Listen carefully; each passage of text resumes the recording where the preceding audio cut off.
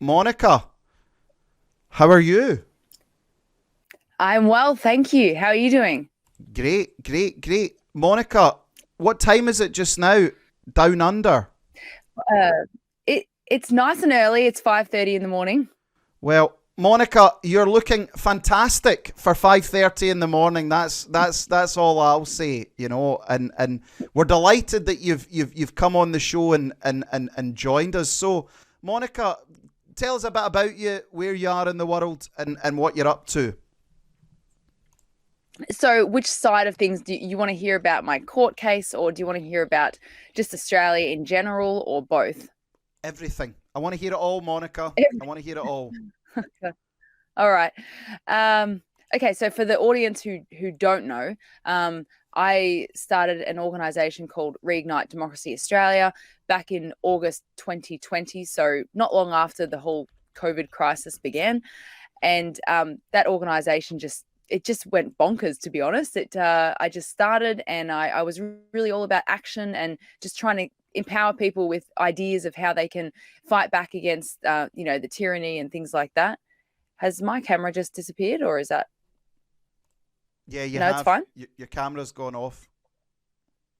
Yeah, I'm so sorry. No, don't be All right, silly. I'll hang on. I'll just change the camera to the computer camera, and we'll just have to deal with that.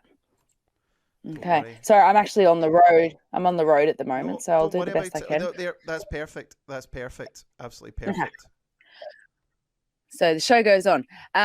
So yeah, so Reignite Democracy Australia just really started getting a lot of traction. And about a year after that, it's now a full blown organization. We have staff and things like that.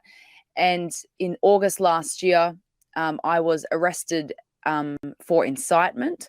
Now, incitement is supposed to be designed for things like if I was to encourage you to commit a murder or something like that, I would also be culpable because I was, told you to do it, or there's a grey line there, but grey area there. But that's what incitement is meant for. But in this case, basically, allegedly incited people to break COVID restrictions, the same ones that you would have had over there, mask mandates, and we also had 5 kilometer limits to leave our house and Yeah. and things like that as well. So it's kind of like telling someone to park in a no parking zone and being criminally charged for telling your friend to park there if she got a fine. So it's pretty ridiculous. So I was charged with 2 counts of incitement, and they gave me bail. However, the bail conditions were so ridiculous. I mean, I won't go through all of them. I'll just go through the worst one, which was that I had to two things. I had to delete everything on my website that was in opposition to the COVID restrictions. So it wasn't about encouraging others to break the COVID restrictions. It was about opposition to the COVID restrictions. Now, everything on my website was at the time in opposition to the COVID restrictions. So it would have totally just finished my organization. And also, I wasn't able to speak opposition to the government, to the COVID restrictions. So I didn't sign those bail conditions because, I couldn't do that. And so I spent 22 days in solitary confinement waiting for the appeal of those bail conditions. And all the onerous draconian conditions got taken away on appeal. And I've been free to do my work for the last 8 months. But most recently, because I pled not guilty, everyone in my position, there has been others before me who have been charged with incitement. They have just pled guilty and paid a fine because the only punishment is a fine. It's not even jail time or anything like that. So I've already done more than I need to, really. But yeah, so everyone else has pled guilty, paid the fine. So I pled not guilty. Because I want to take it all the way. Anyway, a month after I pled not guilty, the police got a warrant to force me to give them my passwords to everything on my phone, Shh. pretty much. Yeah, that they have in their custody still from August. They have two phones in custody. So I'll just give you a quick list: Google Docs, Google Drive, Google Maps, Telegram, Signal, all my email accounts. The most onerous one for me is my admin at Reignite Democracy Australia. So that's the organization's, go-to email address that everyone emails. And there's so much sensitive information in there. And if I trusted the police, it would be a different matter, because I would think, well, they'll only use it for my case. But we don't trust the police here. They would basically have databases of the biggest political opposition in the country. And if this country goes in the direction that unfortunately it's going, they will keep that information on hand. And I don't know what they'll do with it. And so I feel very responsible for the privacy of those people in those emails, and also my staff and things. So it's not really about protecting me against the charge. It's really about other people's privacy. So anyway, I appealed that warrant to the Supreme Court and lost as of 2 weeks ago. And that costed me over $150,000 just to appeal it. Thankfully, I have a lot of support from the public to be able to fight this. So I actually have, as it stands, today's Thursday morning, I have 2 days to comply to the warrant. To give them your passwords. And yes. And if I don't, could you have forgotten these passwords? I mean, because I know I forget my passwords all the time. I wish it was that easy, but I actually would have to sit there with them and go through the whole forget password, and I have to basically assist them in any way necessary to get in, right? So it's not as simple as just, oh, I gave someone else my password, sorry. Yeah. And you can't delete anything within those apps either, because that would be tampering with evidence. So it's, I really just have to, stand my ground and not give them anything is kind of the plan, but we'll see. But I have 2 days, and look, there is some negotiations going on right now that hopefully they won't come and arrest me on Saturday, which is in 2 days. But in theory, if I don't comply to the warrant, I'll get arrested, and it'll be a whole new criminal charge, completely separate to the incitement, and actually more serious in that way, because it actually carries a maximum of 5 years jail time for me just not giving them my passwords.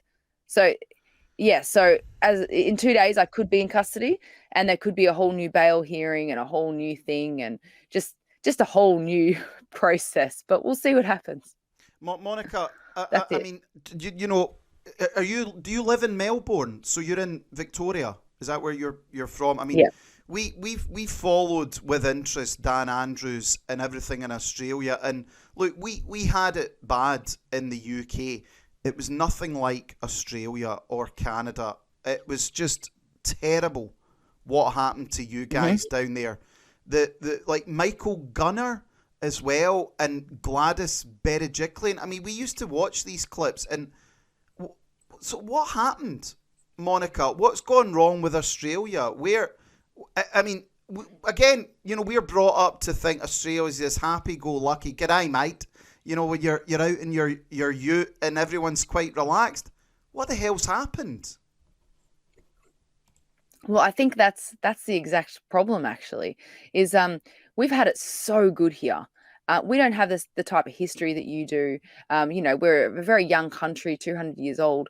Although we were obviously, we started off as prisoners in Australia, but overall, in the last, especially 100 years, my parents' generation, they have had a really good life in Australia, and I think it's made us very complacent. Yeah. And actually, we have so many rules here. You would just have no idea. Just we get a fine for everything. I mean, from traffic to trains to, it's just, we're actually really heavily monitored. And I didn't realize this until this whole COVID thing. So actually, we've been slowly, like a boiling frog, been submitting to the government, actually. And all of a sudden, a government that's supposed to actually be serving us, it's just flipped. And we are now serving the government, and it's a very scary thing. On top of that, from a global perspective, I would say that humans have become, especially in Western society, very selfish. We're all about what we need and what we want. We love watching our TV and our gadgets and blah blah, etc.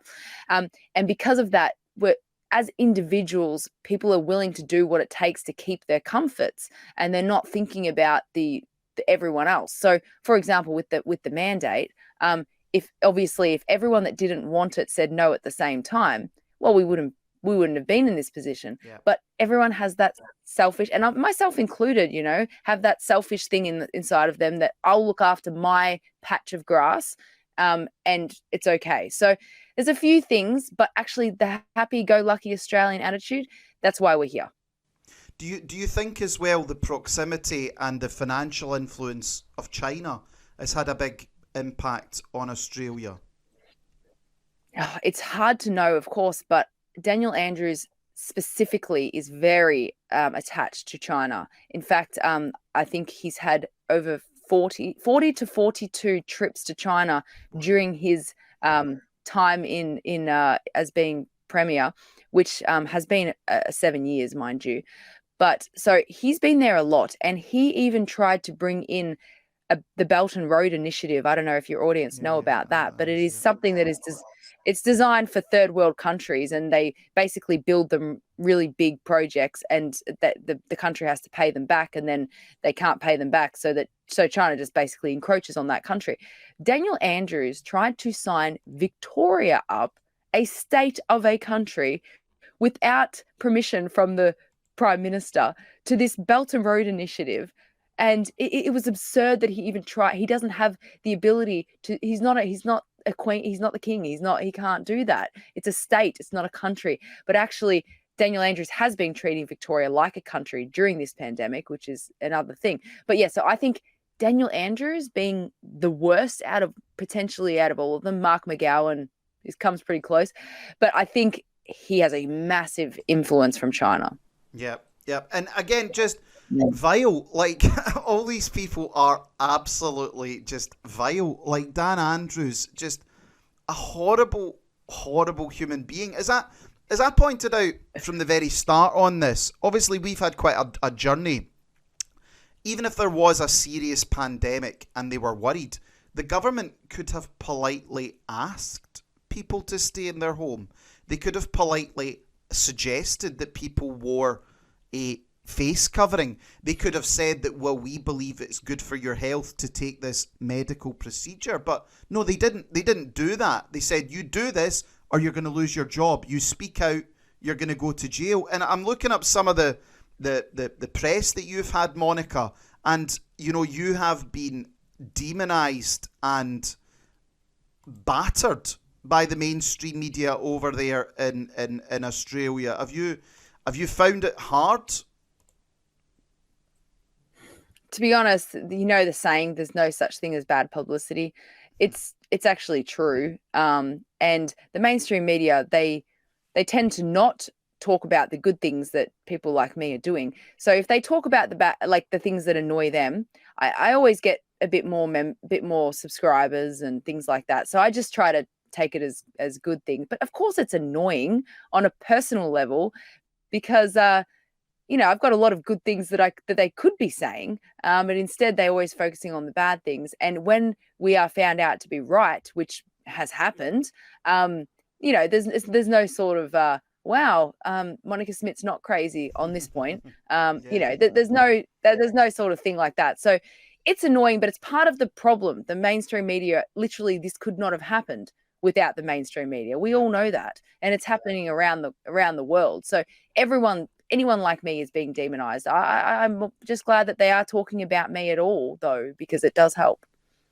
So, Monica, you've obviously been attacked and demonized, and I'm on your website as well. It's quite interesting that you say that you're not a right-wing, racist, anti-Semitic or white supremacist organisation, because that tends to be the sort of the go-to smears. So, with Reignite Democracy, what are you looking to try and achieve? Because we've seen people like Malcolm Roberts, Pauline Hanson to a lesser extent, and others who have spoken out. What are you trying to achieve here? Well, it's really about bringing people together to collectively advocate for our individual and collective liberties. So it's all different types of things that we do. So probably the most empowering thing that RDA has is community groups. So we organize groups all around the country, and they're autonomous. They can do what they want. But most of them catch up these groups of 20 or 30 people. They catch up regularly. They build veggie gardens together. They barter. They support local communities. They support each other on birthdays and when they're sick and things like that. So that's really powerful what we've been able to do, and we can only do that properly with staff, obviously. And we're a totally donatedly run organization. So the people obviously see value in what we do. Of course, latest news, we're always posting about the latest news and things like that. But yeah, that we're really just about empowering people. And we also have a free legal team as well. So I have a lawyer and a paralegal on the books, and they help people with, if they've been fired from their jobs or even child possession types of things. So we just do a whole lot of things. I don't believe in being pigeonholed into, well, you're a this type of organization. Well, I'm a whatever type of organization I want to be. So But you are trying in democracy. Is that, do you still think there is a democratic solution to this? Well, we just had the federal election, and we worked so hard. Everyone did, and I'm so impressed and proud of everyone who did try. But it was a disappointment. There was a group of independents that came out of nowhere who were funded by basically climate change activists, and they actually did very, very well. Yeah, they And did. there's only one positive. Yeah, the one positive is that Australians actually did vote for change. The major parties, Liberal and Labor, received the least primary votes, I think, ever in history. And these independents did really well, which shows that Australians did want change. They just didn't know what kind of change they should want. But, so there's some positive there. Is there a democratic solution? You know what? I'm after 2 years of fighting the way that I have been. I'm starting to think that, one, democracy might be a bit of a farce, the actual word democracy in that, but it could be the best version of what the processes we have. If it was working correctly, it might be good. Maybe it always has a timeline. Maybe it always gets corrupted over a certain amount of decades. The other thing is that these globalists, and your audience knows who I'm talking about, they've been planning this for over a century, probably over a generation, and more or less, especially after World War II.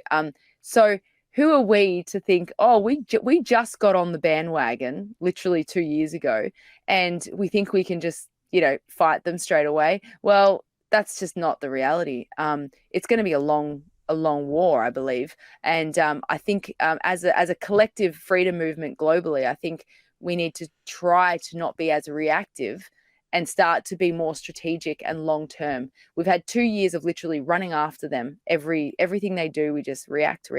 So I think we're starting to be more strategic, and it's really been freeing for me personally to realize that I can't fix this immediately. Okay. And that it's going to be a long haul. And I think we need to look after ourselves in that long haul so that we are ready to fight when it's necessary. And I mean fight, I don't know if I mean that physically In or a not, but metaphorical sense. In the metaphorical sense. I mean, it's but we also need to find peace even in their tyranny, so that we can live our best lives no matter what they do. We get again. We had Max Egan on the show, and Max Egan obviously has been quite outspoken.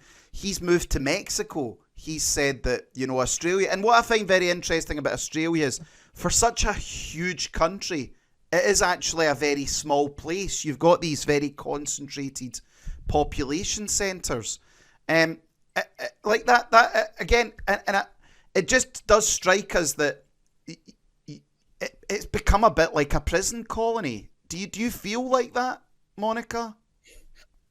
Oh my goodness, when we were locked down for 4 months straight and we weren't allowed to leave our house of 5 kilometers, and I could not drive 5 minutes in a particular direction because of what they called the ring of steel. So there was a ring around the city.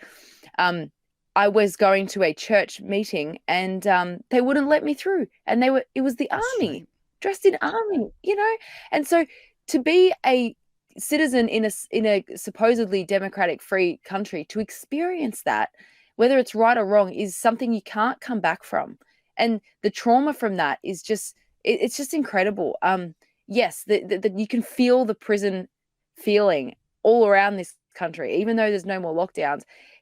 People are very, very fearful still, and people sidestep when they're walking past people. They don't want to be too close to people because it's been drilled into us so much, this whole social distancing and everything. And talking about prison colony, there are two that I know, two brand new quarantine facilities, brand new. We're talking billions of dollars worth of equipment, and they're nice. They're really well equipped, right?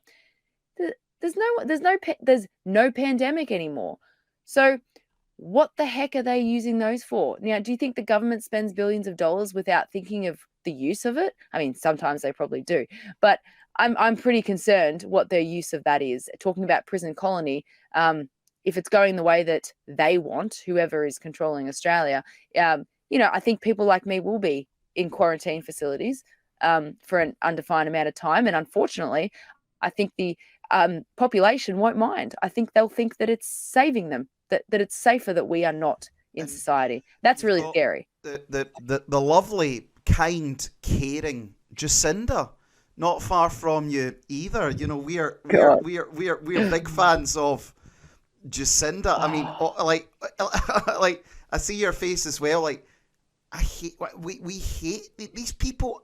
What I don't get is, like, you can tell there is a substantial population in Australia and New Zealand. They like her. They actually think she's a good person.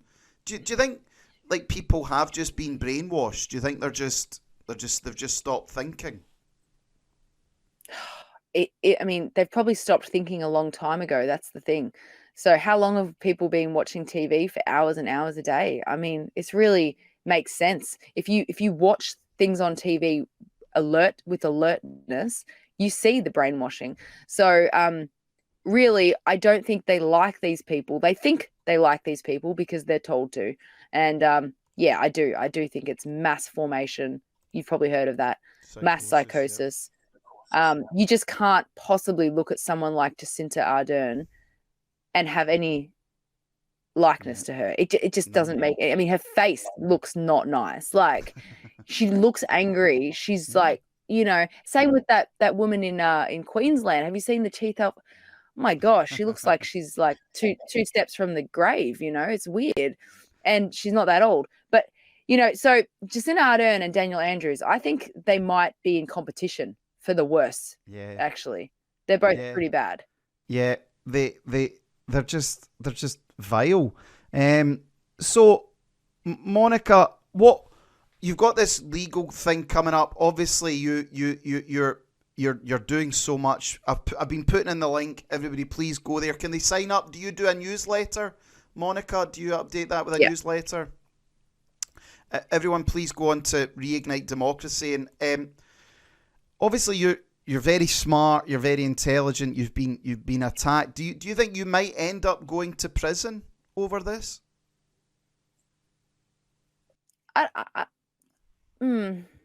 My gut feeling says that it's possible, but it wouldn't be for a prolonged period of time. And I'm a believer in God, so I just have faith that there'd be a good reason for it. I've been there before, so I know what to expect. And I know that I'll make the most out of it, like I did last time, which is I just relaxed a lot, slept a lot, and had a lot of time to think, So over the actual warrant situation, it would be a short jail time. But in the long term, obviously, if we don't, like Max Egan, would have said to you, they're definitely coming after people like me. I mean, even if I win this battle, it's not going to be over. But leaving, like in my situation, I don't have children. Leaving in my situation is not an option because I feel like I would be, basically, what's the word I'm looking for? Not helping my fellow man. I'm looking. It's 5:30 in the morning. I'm thinking of the word, but I don't want to leave. But so if I'm in prison with other people, it's your country, and they're your people, and you want to stand up and fight for them. But And well, as you say, if you're a Christian, you get that. You know, people were crucified and they had thrown to the lions, so you understand the history of where we find ourselves. But I mean, it's, as I said, we did a lot. We covered Australia, we covered Canada, and we used to cover these, like, basically just total psychos. Like, that's what they came across as. And then the cops, who's that cop that used to dress like, I mean, he looked like an SS officer. You know, the uniforms they wear, I mean, they actually looked like full-on fascist clothing. You know, and the police in Australia, the way the police just came across as utterly vile, just scum, you know, and evil, no compassion whatsoever. Yeah. They actually changed their uniforms. I don't know how many years ago, but their uniforms used to be light blue, which was very approachable. Mm-hmm. Excuse me. And now they are black, which is, well, they're very, very dark blue, actually, to be exact. The police here, you know, again, it was just something that will change me forever. The first time I saw police open fire with rubber bullets on yep, on a group of people, children in there and everything, for protesting, my life changed after that. It was at that point that I realized that they would round us up in vans and ship us off wherever they got told to do so. They will absolutely follow orders, or at least there are enough who will. So it's a very, very scary thing for sure. Yeah. Well, listen, Monica, thanks so much for getting up early and coming on the show. We've our live viewers have really loved it. We'll clip this and we'll put it up on BitChute as well if you want to share. And all I will say is that, you know, we really stand with you, everything that you're doing, and as a wider freedom movement. You know, we were all appalled at what happened in Canada, Australia, and New Zealand. And as you say, it's the where you're going to be in 5 or 10 years if we keep going down this road. You're right. You'll basically be in one of these prison camps. That's the direction of travel, and that's not being dramatic. It's crazy to say that, but absolutely, that's true. There Well, were people celebrating me being in prison, so why would they mind if other anti-vaxxers were in prison, you know?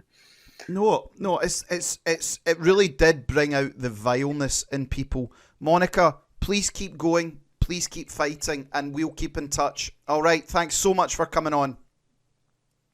Thank you so much. Good night.